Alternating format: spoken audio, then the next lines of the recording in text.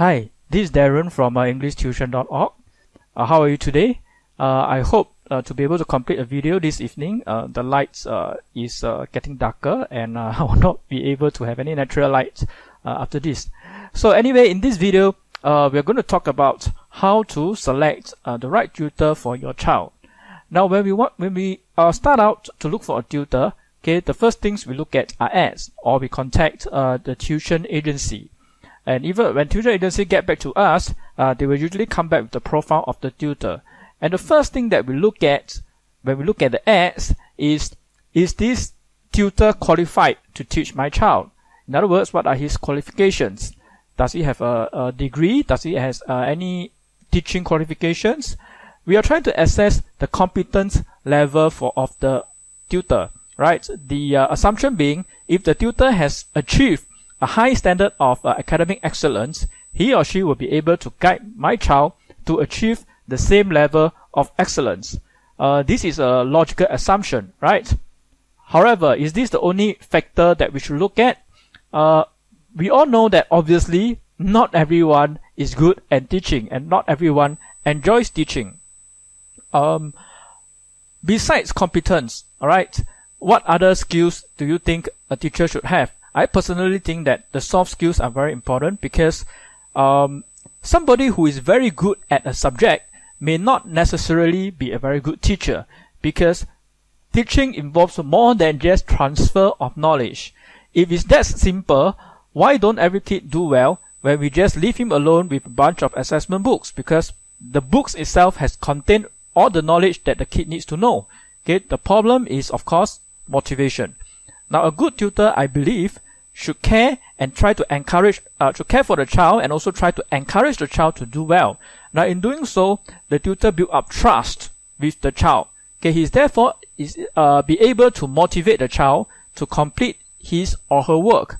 That is, in my opinion, a good tutor, because somebody who has very good qualifications may be able to present the information, okay, in a very presentable manner, right? They are able to convey the messages very clearly, okay? But they may be disconnected with the students, right? So they are there having the whiteboard, just giving their lecture, so to speak.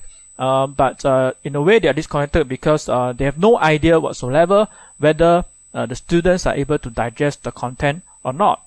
Which is why I feel that engagement is very important. Right? In my lessons, I do not recommend or I do not engage in passive learning. Right? I don't just start a lesson and I just talk my mouth off, and the kids got no chance to talk. Right? I will always try to prompt them, ask them questions so that they are engaged every step of the way.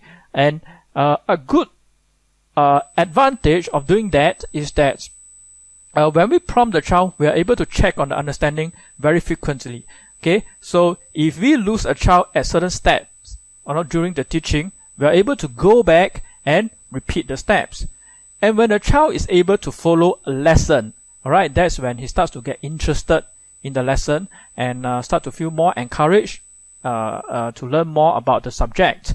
And then we see an upward cycle, and more interest leads to more effort leads to better results, and better results lead to more interest, and the whole cycle starts over again, right? We are trying to build, or we are trying to break out of the cycle where the student goes the opposite way, okay? So, I think a good tutor should be able to do that, right? So, don't just look at the qualifications when you're selecting a tutor. Of course, qualifications and having the competence come first, right?